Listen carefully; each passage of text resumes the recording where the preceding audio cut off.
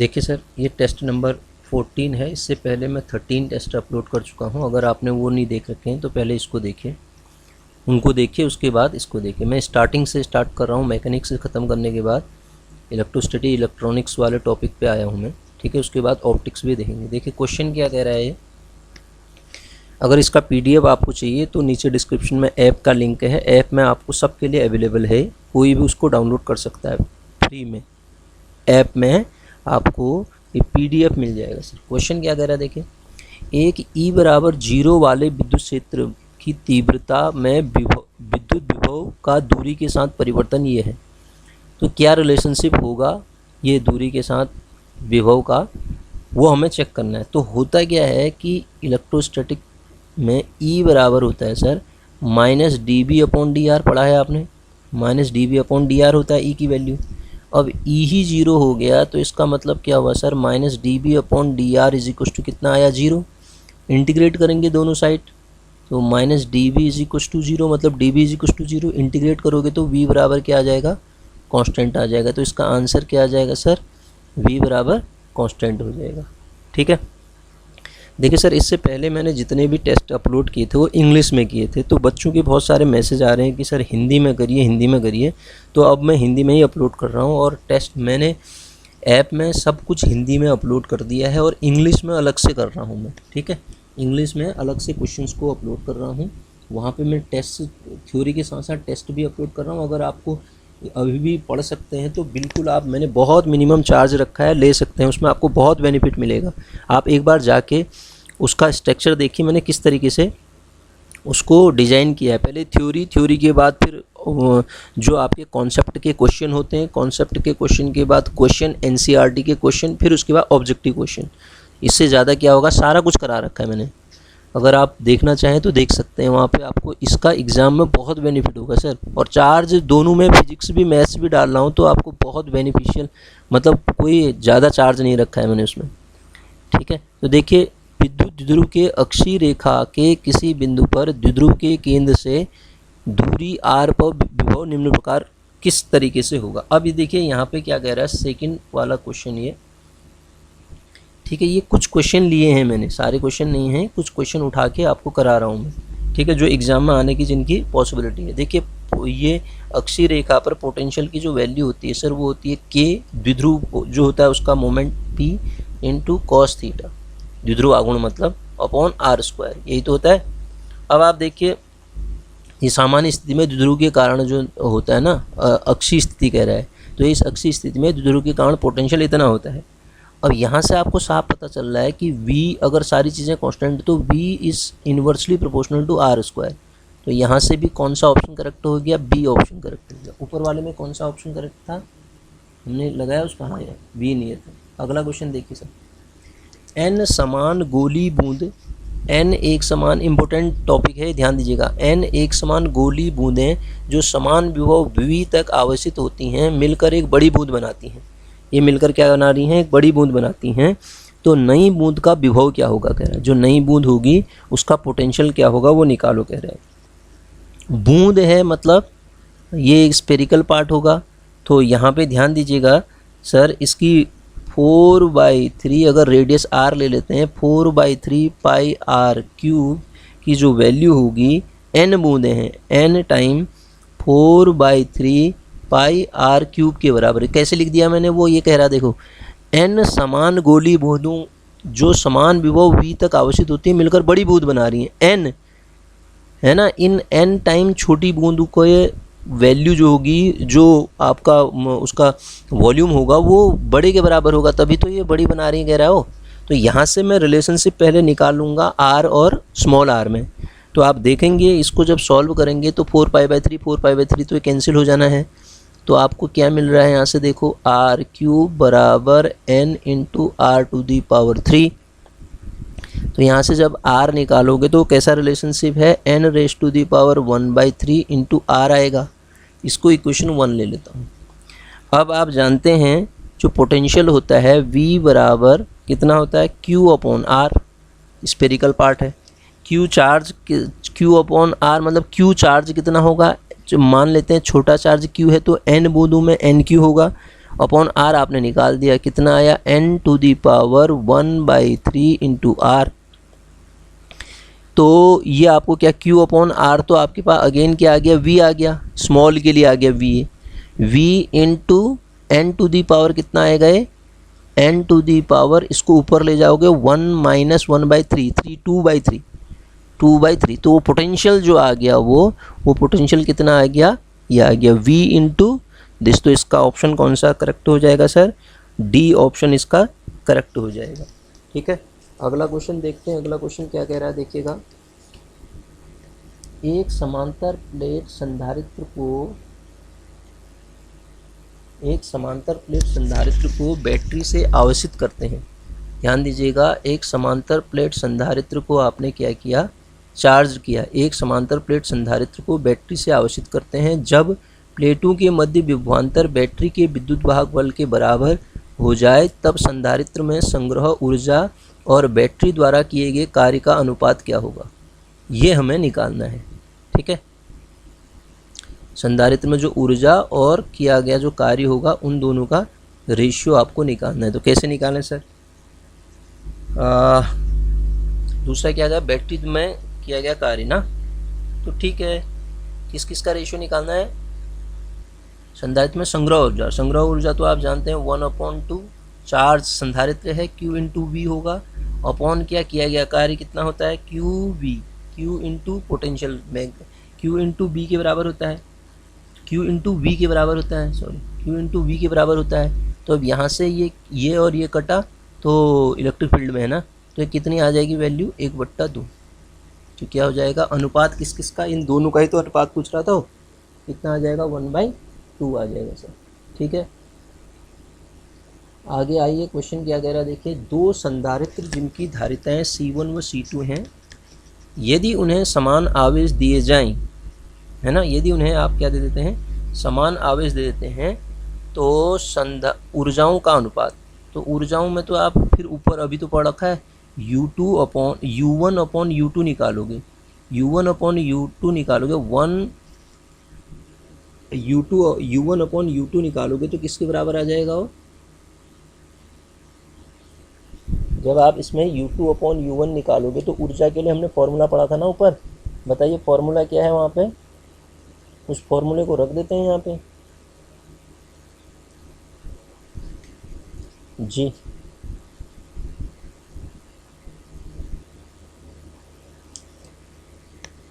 अरे ऊपर ही तो लिखा है यार, U बराबर क्या होता है by the way, U is equal to होता है sir, U is equal to होता है 1/2 CV², 1/2 CV²।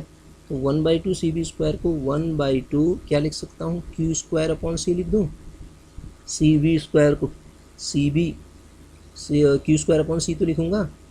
ठीक है, Q बराबर CV होता है ना। अच्छा, तो ये वैल्यू इतनी आ गई। अब आप देखो यहाँ से हमें किसका निकालना है, संग्रहित ऊर्जाओं का अनुपात निकालना है ना, C के साथ रिलेशन। U1 की अगर मैं बात करता हूँ तो ये वाला चीज़, ये अभी नहीं निकालना है ना, U1 की मैं बात करता हूँ C के साथ इन्वर्स प्रोपोर्शनल में आ रहा है। तो अगर मैं U1/U2 निकालूंगा तो 1/C1/1/C2 आएगा, वो ऐसा आएगा ना, 1/C1/1/C2 आएगा। ये पलट के यहाँ चला जाएगा तो कितना हो जाएगा, C2/C1 होगा, नहीं होगा, तो इसका ऑप्शन 1 करेक्ट हो जाएगा। ठीक है, ये अच्छे क्वेश्चन है जो एग्जाम में आ सकते हैं। अब मैंने कुछ क्वेश्चन इसमें ऐसे लिए हैं जिनमें ऑब्जेक्टिव न करके ये NCERT के क्वेश्चन है, इनको भी आपको करना है। इसमें मैंने वो नहीं लिखा है, क्या आपका ऑप्शन नहीं लिखा है, इनको हम सॉल्व करते हैं ऐसे। देखिए पहला क्वेश्चन क्या कहता है कि एक बिंदुवत स्थिर आवेश के कारण उत्पन्न विद्युत क्षेत्र में, क्या कह रहा है इसको पढ़िए, एक बिंदुवत स्थिर आवेश के कारण उत्पन्न विद्युत क्षेत्र में एक बिंदु पर विभव 60 वोल्ट है तथा विद्युत क्षेत्र 20 न्यूटन पर कूलाम है।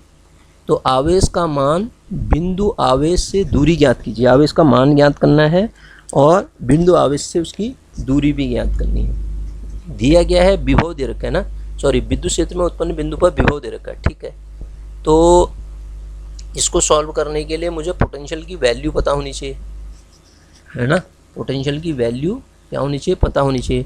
पोटेंशियल कितना होता है, विभव V बराबर Q Q अपॉन बिंदु आवेश कह रहा है ना 4 pi epsilon not into R होता है, और ये वैल्यू आपको 60 वोल्ट गिवन है। और इलेक्ट्रिक फील्ड की इंटेंसिटी E बराबर कितना होता है, Q upon 4 pi epsilon not into R square.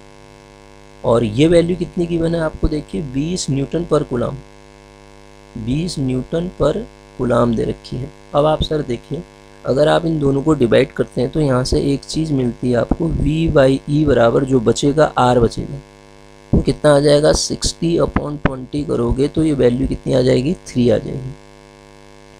अब आप देखो Q upon 4 pi epsilon not R बराबर, यहाँ से देखो वो कितना है, 60 है, ठीक है, इसकी वैल्यू कितनी है, 60 है। तो यहाँ से 1 upon 4 pi epsilon not, 1 upon 4 pi epsilon not बराबर कितना होता है, 9 इंटू 10 टू दी पावर 9, आप जानते हैं इसको। तो बचा कितना, Q अपॉन R, तो Q बराबर कितना हो जाएगा, Q बराबर 60 into 4 pi epsilon not in comma R, और R की वैल्यू आप यहाँ से निकाल चुके हो देखो।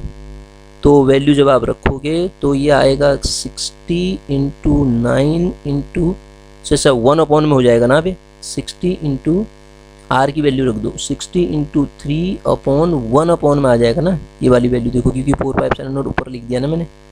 तो 9 इंटू 10 टू दी पावर 9, तो ये 3 बार कटेगा, ये 20 बार कटेगा, तो ये वैल्यू कितनी आ जाएगी, 2 जीरो, 20 को 2 और ये ऊपर जाके माइनस का 9 होगा, उसको 1 जोड़ देंगे, into 10 to the power minus का 8, या 20 into 10 to the power minus 9, एक ही बात है। इतना क्या, कूलाम। ये किसकी वैल्यू निकालनी थी हमें, चार्ज की वैल्यू तो निकालनी थी, तो चार्ज इतना आ गया। देखो बिंदु आवेश से दूरी तो निकाल दी पहले ही, आवेश का मान हम बाद में निकाल दिए, आवेश इतना है। ये क्वेश्चन आ सकता है जब आएगा तो ऑप्शन में क्या लिखा होगा, Q, R, Q की वैल्यू लिखी होगी, R की वैल्यू लिखी होगी, कोई ऑप्शन कुछ 4 ऑप्शन बना देगा, ठीक है, तो आप आसानी से कर लेंगे उसको। अगला क्वेश्चन देखिए सर, ये क्या कह रहा है, 2 आवेश दिए हैं प्लस Q और माइनस Q, 2 आवेश दे रखे हैं प्लस Q माइनस Q, और स्थिर रखे हुए हैं, तब विभवांतर VA माइनस VB निकालना है। A और B में जो आवेश रखे हैं उनके कारण जो विभव होगा, VA इज इक्वल टू, निकालता हूँ मैं पहले, VA बराबर कितना होगा, K मतलब 1 upon 4 pi epsilon not, Q upon R होता है ना, R डिस्टेंस कितनी है उसकी A, plus K into B पे, B के कारण, तो हम A और B पर आवेशों के कारण विभव निकाल रहे हैं। हाँ, आवेश कौन कौन से हैं, Q और माइनस Q है, तो वो कितना होगा, K इंटू वहाँ पे कितना है minus Q upon A plus उसकी डिस्टेंस कितनी हो जाएगी D, क्योंकि यहाँ से यहाँ तक की दूरी A है और ये कितनी है, और D है, तो A प्लस D हो जाएगी। जब आप इसको सिंप्लीफाई करोगे तो आप पाओगे KQD, सिंप्लीफाई कर लो, upon A into A plus D into A, ये तो क्या आ गया सर, VA, पोटेंशियल A पे, इक्वेशन A लिख दो उसको, या 1 जो भी है, ठीक है। अब VB अगर मैं निकालता हूँ, B पे पोटेंशियल निकालता हूँ, तो कितना होगा, K into Q charge, K into Q upon distance कितनी, A प्लस D, ठीक है, B पॉइंट पे, हाँ, प्लस K इंटू उसके लिए Q माइनस होगा, ठीक है, और अपॉन कितनी होगी डिस्टेंस, A होगी, ठीक है। B पॉइंट पे निकाल रहा हूँ ना, B पॉइंट पे, तो अब आप देखिए माइनस Q के कारण डिस्टेंस B के लिए ये हो जाएगी ना, तो इसको सिंप्लीफाई करेंगे तो आप क्या आ जाएगा आपके पास, माइनस का KQD अपॉन नीचे क्या मिलेगा, A into A plus D, ये पोटेंशियल आ गया। अब हमें VA माइनस VB निकालना है, तो आप इसको सॉल्व कर लो, जब सॉल्व करोगे माइनस करके जो सेम क्वांटिटी हैं जुड़ जाएंगी, 2 time KQD upon A into A plus D. अब एग्जाम में जैसा दिया हो, या ये दिया होगा या आपका ये इस K की वैल्यू रख देगा, तो 1/4 पाई एप्सिलॉन नॉट से 2 से 2 घटेगा, तो वैल्यू हो जाएगी 1/2 पाई एप्सिलॉन नॉट, ऐसा भी दे सकता हो, इस ऑप्शन को न दे के ये दे दे। 2 कहाँ से आया, वो ये वाले 2 ने नीचे जब K की वैल्यू रखी मैंने उसको सॉल्व किया, ये कितना बचा, QD अपॉन जो पोर्शन है A into A plus D, A into A plus D, तो कोई ना कोई ऑप्शन तो 4 ऑप्शन में ये होगा ही। ठीक है, तो इन दोनों के बीच में जो पोटेंशियल होगा वो इस तरीके से हम निकाल लेंगे। अब पोटेंशियल पता होना चाहिए पहले, जब पोटेंशियल की डेफिनेशन पता होगी तभी आप निकाल पाओगे उसको। ठीक है, आगे बढ़ते हैं। देखिए सर,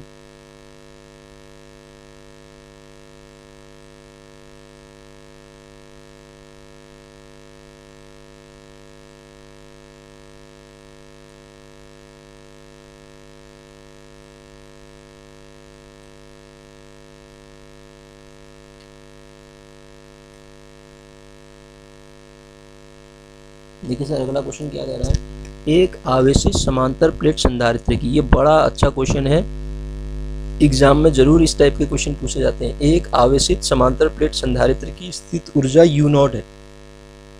यदि प्लेटों के मध्य एप्सिलॉन r परावैद्युतांक का पदार्थ की पट्टिका रख दी जाती है तो संधारित्र में परिवर्तित स्थिर ऊर्जा की गणना कीजिए। जो बाद वाली जो पोटेंशियल एनर्जी होगी जो परिवर्तित होगी उसको आपको निकालना। आप कैसे निकालें इसको देखते हैं सर। अब बात को समझने की कोशिश करिएगा। संधारित्र समांतर प्लेट संधारित्र की बात कर रहा है ना, समांतर प्लेट संधारित्र की बात कर रहा है। ठीक है, तो समांतर प्लेट संधारित्र के लिए वो क्या दे रखी है, स्थिर ऊर्जा U नॉट से डिनोट कर रखी है। क्या है, U नॉट। ठीक है, स्थिर ऊर्जा होती कितनी है समांतर प्लेट संधारित्र के लिए, U बराबर एक्चुअली होती है Q square upon 2 into C।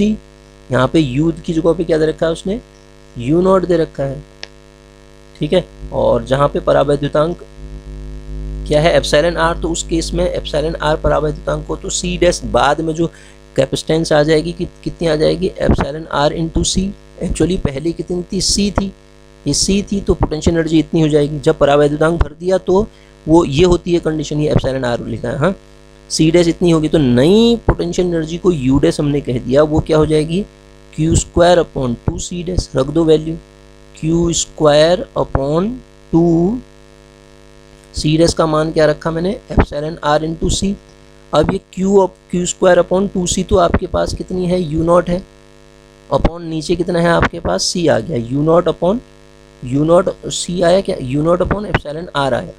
अब ध्यान दीजिएगा यहाँ पे क्या होता है, एप्सिलॉन r जो होता है वो ग्रेटर देन 1 होता है। सर जैसे ही एप्सिलॉन r ग्रेटर देन 1 आपको पता चला, तो अब आप ये देखो यहाँ से आपको क्या पता चलेगा, U dash upon U not is less than 1 आ जाएगा, क्योंकि ये 1 से बड़ा है तो 1 upon epsilon r less than 1 हो जाएगा। 1 अपॉन एप्सिलॉन r जो हो जाएगा लेस देन 1 हो जाएगा। तो अब आप देखो U डैश इज, ये ऑप्शन ऐसा होगा, U dash is less than U। वो कहेगा कि जो बाद वाली पोटेंशियल एनर्जी है वो ज़्यादा बड़ी होगी या पहले वाली पोटेंशियल एनर्जी बड़ी होगी। तो पोटेंशियल एनर्जी क्या हो रही है, बाद वाली छोटी हो रही है। मतलब क्या हुआ, अगर आप परावैद्युतांक के पदार्थ की पट्टिका डाल दोगे, ये एप्सिलॉन r वाली, हाँ ध्यान दीजिएगा, इस पट्टिका को डाल दोगे तो उसकी स्थिर ऊर्जा घट जाएगी। स्थिर ऊर्जा घट जाएगी, क्वेश्चन ऐसा पूछेगा, 4 ऑप्शन में बढ़ जाएगी, कुछ फर्क नहीं पड़ेगा, घट जाएगी। तो यहाँ पे क्या हो जाएगा, घट जाएगी बाद वाले की, क्योंकि U डैश क्या आ रहा है, लेस देन U आ जा रहा है सर। ठीक है, आगे बढ़ते हैं, अगला क्वेश्चन देखें। अगला क्वेश्चन क्या कहता है हमसे, 25 माइक्रोफैरड और 100 माइक्रोफैरड के 2 संधारित्र हैं। ठीक है, ये क्वेश्चन भी अच्छा है सर, ये क्वेश्चन भी बहुत अच्छा है, अच्छे लेवल का क्वेश्चन है। इसको कराता हूँ मैं ढंग से, देखो क्या कह रहा है, ध्यान से सुनना। 25 माइक्रोफैरड व 100 माइक्रोफैरड के 2 संधारित्र 120 वोल्ट के स्रोत से श्रेणी क्रम में जुड़े हैं। ठीक है, उन्हें उनके आवेशों को अपरिवर्तित रखते हुए अलग अलग करके परस्पर समांतर क्रम में जोड़ दिया जाता है। श्रेणी क्रम में जुड़े थे, अलग अलग करके समांतर क्रम में जोड़ दिया जाता है। ज्ञात कीजिए प्रत्येक संधारित्र के सिरों के बीच में विभवांतर कितना होगा, और इस प्रक्रिया में जो एनर्जी का लॉस होगा वो एनर्जी का लॉस कितना होगा वो भी आपको बताना है सर। तो श्रेणी क्रम में जुड़े थे तो संधारित्र की धारिता हमने C मान ली, तो इक्विवेलेंट जो होगी वो C मान ली, तो कितना आ जाएगा, 1 अपॉन कितना है 25, माइक्रोफैरड में ही रहने देते हैं, 1 अपॉन 100 एलसीएम ले लो, तो 4 एक 5/100 आ जाएगा, 5/100 आ जाएगा। तो आपके पास C की वैल्यू कितनी हो जाएगी, 1 अपॉन C 5/100 मतलब 1/20, तो C बराबर कितना आ जाएगा, 20 आ जाएगा। तो Q बराबर क्या होता है, चार्ज बताओ सर, C भी होता है। तो यहाँ से आप Q निकाल लो पहले, Q कितना आ जाएगा, C कितना है, ये तो आ गया 20, C कितना दे रखा है, सॉरी V कितना दे रखा है, इंटू 120 बार दुना 24, तो ये कितना आ जाएगा 2400 क्या माइक्रो कूलाम आएगा ये Q। देखो ये Q आ गया, ठीक है, Q की ज़रूरत पड़ेगी ना मुझे पहले। अब समांतर क्रम में जोड़ दोगे तो तुल्य धारिता को हम जब निकालते हैं, जब सीधे मान लेते हैं, जब उसने कहा कि वहाँ से हटा के समांतर क्रम में जोड़ दिया, तो समांतर क्रम में जो तुल्य धारिता होगी सर वो कितनी होगी, समांतर क्रम में कितनी हो जाएगी, 25 + 100। समांतर क्रम में तो यही होता है 25 + 100, ठीक है, तो ये 125 माइक्रोफेरेड हो जाएगी। कितनी हो जाएगी, 125 माइक्रोफेरेड। तो अब कुल आवेश की अगर बात करें इसी समांतर क्रम में, कुल आवेश कितना हो जाएगा, ठीक है, क्योंकि पहले वो किया था फिर समांतर क्रम में जोड़ा, तो 2 बार जुड़ जाएगा, तो कुल आवेश कितना हो जाएगा, 4800 हो जाएगा। इसमें आवेश तो हम निकाल ही चुके हैं ना, आवेश तो इतना ही आएगा, तो 4800 माइक्रो कूलाम इसका आवेश आ जाएगा सर, ठीक है। पहली बात तो ये हुई। बस अब जो चाहिए ये यही तो कह रहा था, समांतर क्रम में जोड़ दिया जाए तो अब संधारित्र के बीच में विभवांतर निकालो कह रहा था। पहला, संधारित्र के बीच में विभवांतर कितना होगा, तो अब विभवांतर निकालना, सॉरी, संधारित्र के बीच में विभवांतर V' से नोट कर देते हैं। तो आवेश अपॉन धारिता होता है वो कितना हो जाएगा, 4800 आवेश आया है बाद वाला, अपॉन वो धारिता कितनी थी 125, इसमें ना 125 है, तो इसको सॉल्व करोगे तो कितना आएगा, ये 38 आता है शायद, इसको मल्टीप्लाई करके देख लो आप, 38 आएगा, 38.39 लगभग 38.4 वोल्ट का आपके पास V' आ जाएगा। पहला ये कह रहा था प्रत्येक संधारित्र में विभवांतर, बीच में विभवांतर निकालो, पहला काम तो हो गया। और अब क्या कह रहा था, ऊर्जा में हानि। ऊर्जा में हानि सेकंड पार्ट के लिए ध्यान दीजिएगा, ऊर्जा में हानि तभी मिलेगी जब प्रारंभिक ऊर्जा निकालोगे और बाद वाली ऊर्जा निकालोगे। तो प्रारंभिक ऊर्जा को U1 ले लेता हूँ, 1/2 CV² आएगी, 1/2 C कितना है 20 इंटू 1/2 20 इंटू ये आया है ना, इसको सॉल्व करके ये आया है 20 इंटू 10⁻⁻6 कूलाम, वो तो माइक्रो कूलाम में आया था, इंटू 120 का स्क्वायर। मैं कैलकुलेट नहीं कर रहा हूँ, आप खुद करेंगे। फिर बाद वाली जो U1 U2 ले लेता हूँ उसको, वो कितनी आएगी 1/2, वो कितना आ रहा है 125 गुणा 10⁻⁻6 गुणा पोटेंशियल हमने निकाल दिया 38.4 वोल्ट, इसका स्क्वायर। तो सर इन दोनों का जो डिफरेंस आएगा ना U1 - U2 का, ठीक है, वही क्या हो जाएगा, ऊर्जा का ह्रास हो जाएगा। ऊर्जा का हानि कह रहा ना हो, तो वो इन दोनों का डिफरेंस हो जाएगा। अब ये कैलकुलेशन आपका काम है, इन दोनों का डिफरेंस निकाल लो तो आपको रिजल्ट मिल जाएगा, ठीक है। अगला क्वेश्चन क्या है, एक क्वेश्चन और दिख रहा है इसमें, और भी है क्वेश्चन, देखिए अगला क्वेश्चन है सर,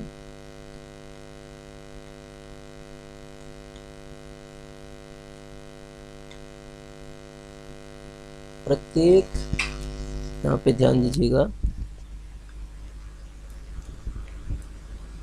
प्रत्येक A मीटर स्क्वायर, क्या कह रहा है इसको पढ़ते हैं पहले। प्रत्येक A मीटर स्क्वायर तथा D1 D2 मीटर दूरियों पर परस्पर रखी 3 प्लेटों से बने निकाय की धारिता ज्ञात कीजिए। इनके बीच स्थानों में एप्सिलॉन और एप्सिलॉन 2 मानों के सापेक्ष विद्युतशीलता के परावैद्युतांक माध्यम भरे हैं, जहाँ पे निर्वात की विद्युतशीलता भी आपको गिवन है, निर्वात की विद्युतशीलता इतनी होगी कह रहा है। अब देखिए यहाँ पे क्या कह रहा है, प्रत्येक इतनी दूरी पर रखे हैं, इतनी दूरी पर रखे हैं, तो हम क्या, हमें कुछ दिया नहीं है, हम क्या कर लेते हैं, निकाय को श्रेणी क्रम में जुड़े 2 संधारित्र मान लेते हैं, ठीक है। कुछ परावैद्युतांक भर लिया है उसमें, डाइलेक्ट्रिक कांस्टेंट एप्सिलॉन 1 एप्सिलॉन 2, तो उनकी विद्युतशीलता जो रिलेटिव परमिटिविटी भी कहते हैं इसको, ठीक है। तो संधारित्र की धारिताएं मान लेते हैं C1 और C2 हो, ये प्लेटें हैं, तो C1 और C2 अगर संधारित्र की धारिताएं हैं तो वो हमें पता होना चाहिए होती कितनी है। जब तक वो पता नहीं होगा तब तक इसको सॉल्व कैसे करेंगे। तो C1 कितना होगा सर, C1 की जो वैल्यू आएगी वो आएगी एप्सिलॉन 1 एप्सिलॉन नॉट A/D।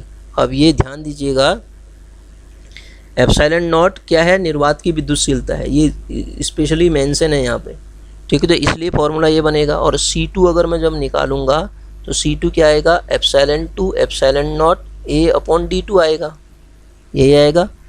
तो निकाय की तुल्य धारिता जब हम निकालेंगे तो 1/C बराबर 1/C1 प्लस 1/C2। मैंने इसको कंसिडर कर लिया, इस श्रेणी क्रम में जुड़ा हुआ है, श्रेणी क्रम ही होगा, वो कुछ नहीं बोल रखा उसने।